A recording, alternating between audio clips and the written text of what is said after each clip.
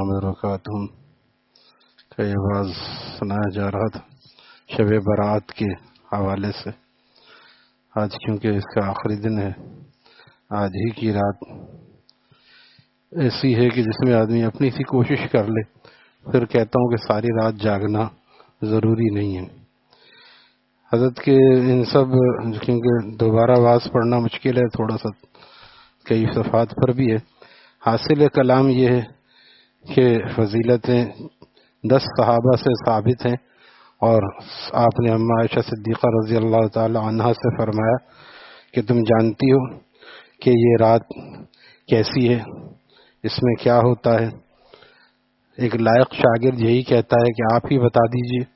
تو لہذا اماں عائشہ نے بھی یہی عرض کیا، فرمایا کہ اس رات میں اللہ تعالی فرشتوں کو، جو اسرائیل علیہ السلام کو جو مرنے والے ہوتے ہیں ان کی فہرست دے دیتے ہیں، جو پیدا ہونے والے ہوتے ہیں ان کی بھی تعین ہو جاتی ہے، اور بھی رزق کا معاملہ بھی فرشتوں کے حوالے کر دیا جاتا ہے. میکائیل علیہ السلام، اسرائیل علیہ السلام، یہ سب ان کے لیے مقرر ہیں. اس کے علاوہ فرمائے اس رات میں اتنے لوگوں کی مغفرت ہوتی ہے، اتنے بنی کلب کے بکریوں کے بال ہیں، تو اس لیے یعنی بے شمار لوگوں کی مغفرت ہوتی ہے. پھر بھی بہت سے لوگ مغفرت سے رہ جاتے ہیں.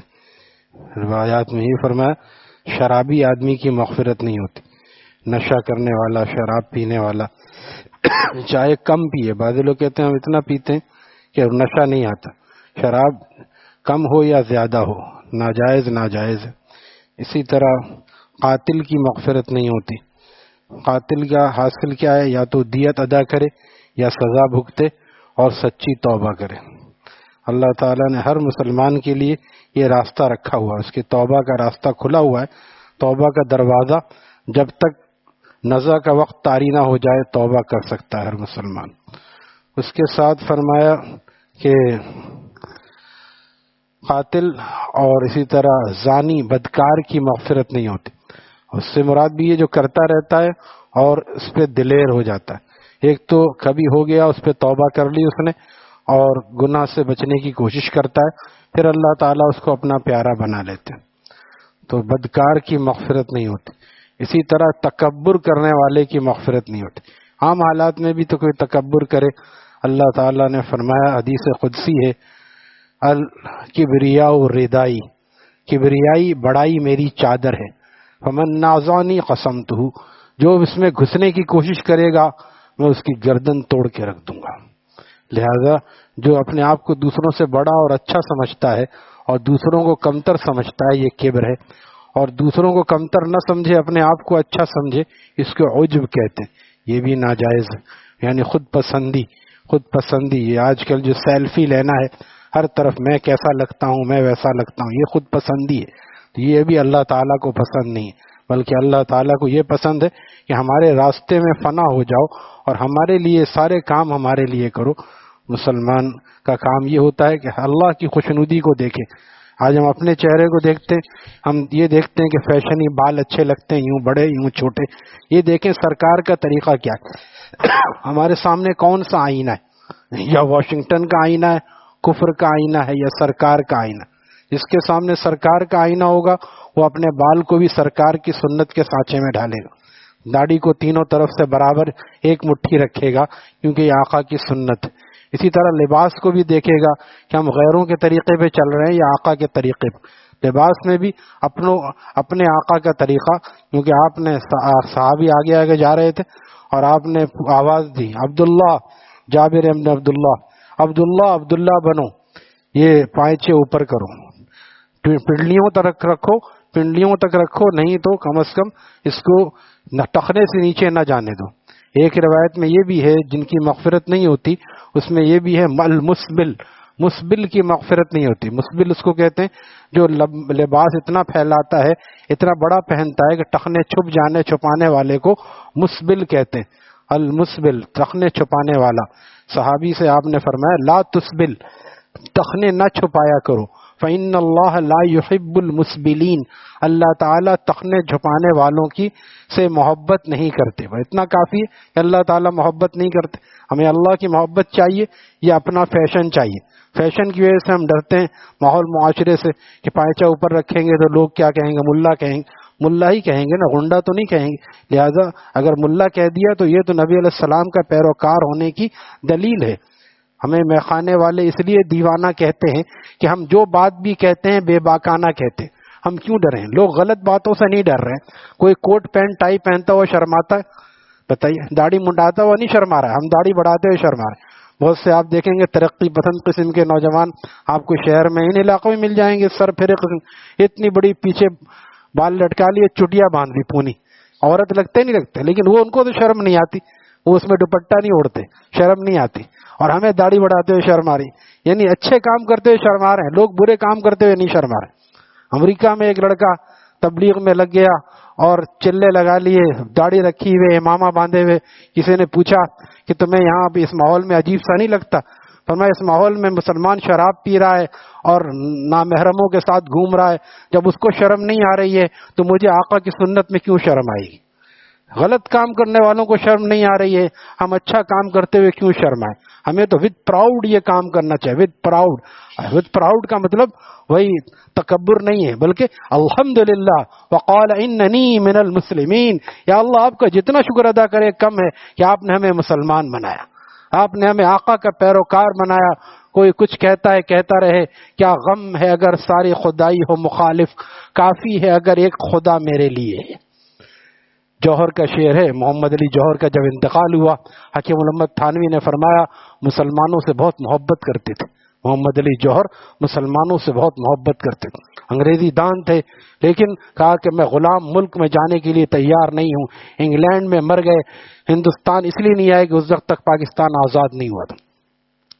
وہ اپنے کلام میں کہتے ہیں، کیا غم ہے اگر ساری خدائی ہو مخالف، کافی ہے اگر ایک خدا میرے لیے ہے۔ توحید تو یہ ہے کہ خدا حشر میں کہہ دے، یہ بندہ دو عالم سے خفا میرے لیے، یہ بندہ دو عالم سے خفا میرے لیے۔ تو اس میں ڈرنے کی کیا بات؟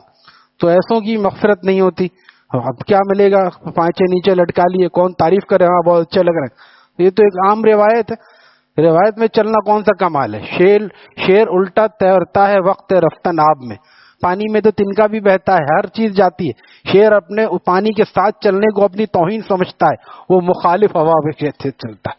شاعر کہتا ہے، تن دیے باد مخالف سے نہ گھبرائے عقاب، تن دیے باد مخالف سے نہ گھبرائے عقاب، یہ تو چلتی ہے تجھے اونچا اڑانے کے لیے، یہ تو چلتی ہے تجھے اونچا اڑانے کے لیے۔ ہوا تیز آتی ہے تو عقاب اور اوپر جاتا ہے، اور اوپر جاتا ہے، یہ نہیں کہ نیچے بیٹھ جائے ہمیں اڑنے نہیں دے رہے، اور اوپر جاتا ہے، اور اوپر جانا چاہیے۔ دنیا کے کاموں میں کوئی اگر ضد کرتا ہے تو کہتا ہے، لوگ کہتے ہیں کہ جتنی محبت میں مخالفت ہوتی ہے اتنی محبت بڑھتی ہے۔ ہماری مخالفت ہوتی ہے ہم فوراً داڑھی چھوٹی کر کے پائچہ نیچے کر لیتے ہیں، لوگ ملا کہہ رہے ہیں۔ یہ کیسا عشق ہے؟ یہ تو عشق ایک مکتب عشق کا بچہ ہے جو ڈر گیا کہنے والوں سے۔ صحابہ نے گردنیں کٹا دیں، ڈرے نہیں، آج کامیاب ہو گئے۔ آج ان کے لیے مسلمان صحابہ کے لیے جان دینے کے لیے تیار ہے، کیونکہ صحابہ اللہ اور اس کے محبوب کے لیے جان دیتے تھے، اس لیے آج کا مسلمان صحابہ کے لیے جان دینے کے لیے تیار ہے۔ تو مغفرت نہ ہونے والوں کی فہرست میں ایک وہ بھی ہے جو والدین کا نافرمان ہے، والدین کا نافرمان۔ پہلی فرصت میں والدین سے معافی مانگنی چاہیے، اگر وہ حیات ہیں کہیں بھی ہیں، بالفرض دور ہے تو فون پہ معافی مانگ لے، نہیں تو گھر جا کے معافی مانگ لے، چاہے کیسے بھی ہیں۔ والدین کا دل بظاہر ایسا ہوتا ہے نہیں انہوں نے ایسا، کچھ بھی کہہ دے آدمی ان کے پیر پکڑ لے تو دل پسیج جاتا ہے، دل پسیج جاتا ہے۔ معاف کر دیتے ہیں والدین، بہت محبت کرتے ہیں۔ والدین کے نافرمان کی مغفرت بھی نہیں ہوتی، تو ایسے لوگوں میں کینہ رکھنے والوں کی مغفرت نہیں ہوتی، جو دل میں کینہ رکھتے ہیں، جو سینہ پر کینہ ہوتا ہے وہ اللہ کا محبوب وہ آدمی نہیں ہو سکتا، لہذا کینہ رکھنے والوں کی مغفرت نہیں ہوتی۔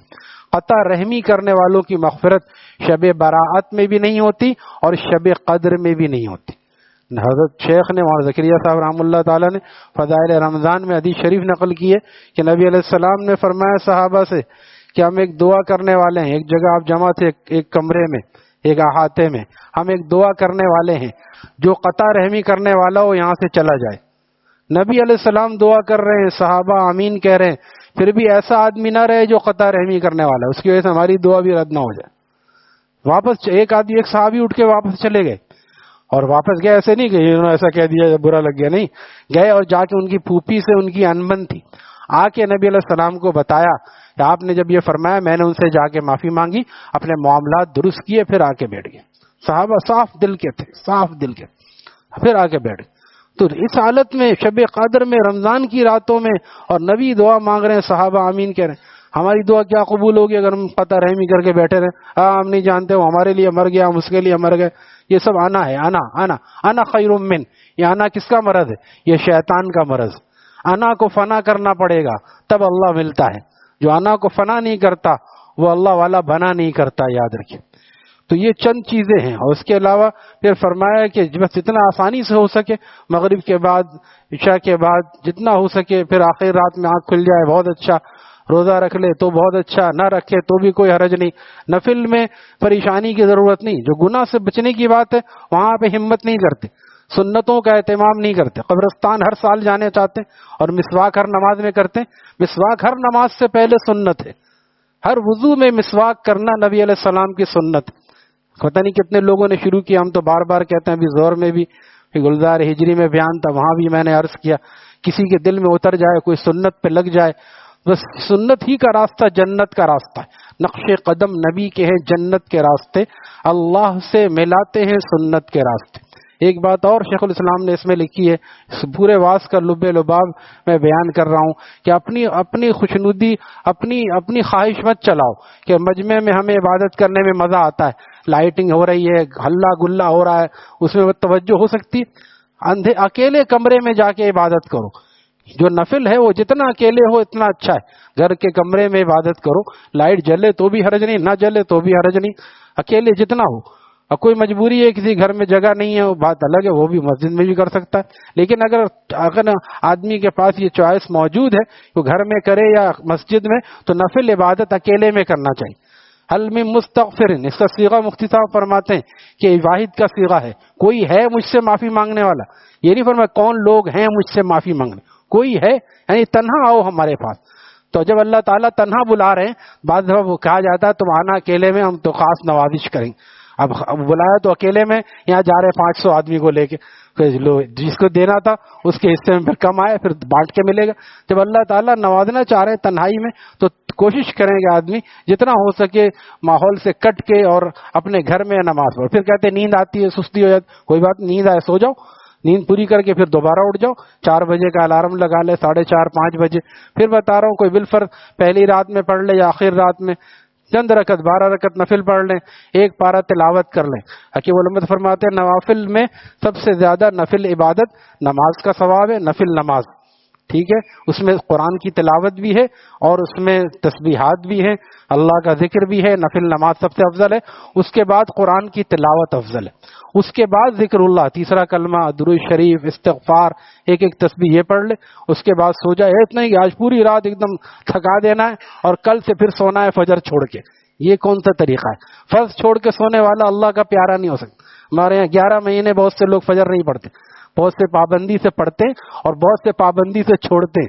ایسے داڑھی والوں کو میں جانتا ہوں 4 وقت کی نماز پابندی سے پڑھتے ہیں اور فجر پابندی سے چھوڑتے ہیں، نہیں پڑھتے تو نہیں پڑھتے، کہہ کے تھک گئے، ہم کہہ کے تھک گئے، شرم نہیں آتی ان کو کم۔ میں کہتا ہوں اتنا تو اگر کسی گناہ کے بارے میں کہا جاتا تو اچھا خاصا متقی آدمی گناہ کرنے کے لیے بھی تیار ہو جاتا۔